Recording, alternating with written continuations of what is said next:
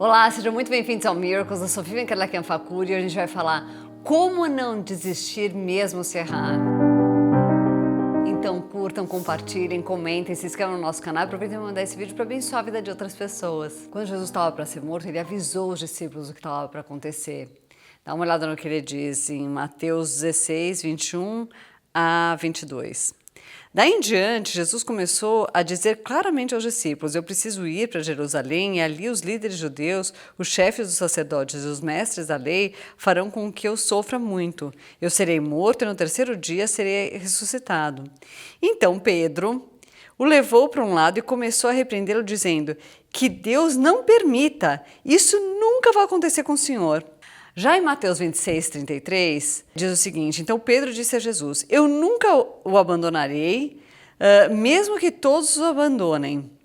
Então, aqui, Jesus está avisando: olha, gente, eu vou ser morto e tudo. Então Pedro chega e fala: olha, eu nunca vou deixar isso acontecer, né? Primeiro ele repreende, né, que Deus não deixa acontecer, e depois ele fala: Jesus, eu nunca vou deixar isso acontecer com você, querendo dizer, eu vou lá e vou te defender. Mas olha o que acontece em Mateus 26, 34, 35. Mas Jesus lhe disse: eu afirmo a você que isso é verdade. Nessa mesma noite, antes que o galo cante, você dirá 3 vezes que não me conhece.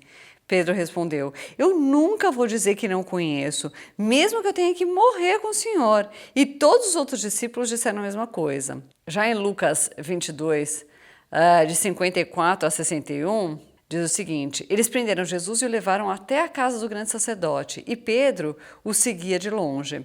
Quando acenderam uma fogueira no meio do pátio, Pedro foi e sentou-se com os que estavam em volta do fogo. Uma das empregadas o viu sentado ali perto da fogueira, olhou bem para ele e disse: esse homem também estava com Jesus. Mas Pedro negou, dizendo: mulher, eu não conheço esse homem. Pouco tempo depois, um homem o viu e disse: você também é um deles. Mas Pedro respondeu: homem, eu não sou um deles. Mais ou menos 1 hora depois, outro insistiu: você estava mesmo com ele, porque também é galileu. Mas Pedro respondeu: homem, eu não sei do que é que você está falando. Naquele instante, enquanto ele falava, o galo cantou. Então o Senhor virou-se e olhou firme para Pedro, e ele lembrou das palavras que o Senhor lhe tinha dito: hoje, antes que o galo cante, você dirá 3 vezes que não me conhece. Ou seja, apesar de Pedro achar que ele jamais faria isso, que ele jamais diria que não conhece Jesus, que ele jamais abandonaria Jesus, mesmo assim, ele acabou cometendo esse erro. E isso acontece muito normalmente com a gente. Muitas vezes a gente acha que a gente nunca vai cometer um determinado erro e acaba cometendo. Quantas e quantas vezes a gente acha que a gente jamais seria capaz de errar numa determinada área e daí, quando a gente vai ver, a gente acaba errando igual ou até pior do que outras pessoas.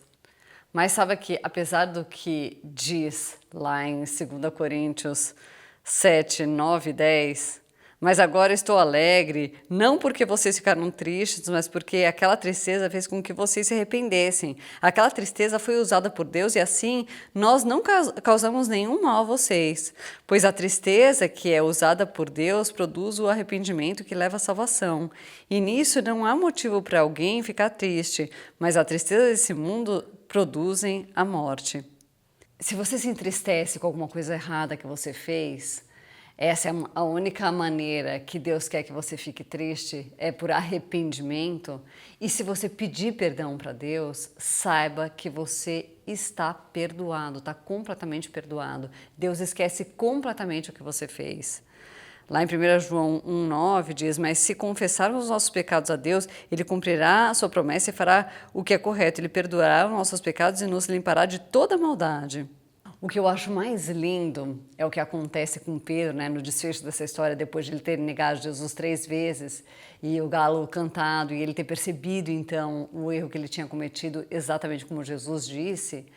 Depois então que as mulheres estão lá, né, foram até o túmulo de Jesus para pegar o corpo dele, e veja o que diz o anjo. Isso é Marcos 16, 7. Agora vão e deem esse recado a Pedro e os outros discípulos.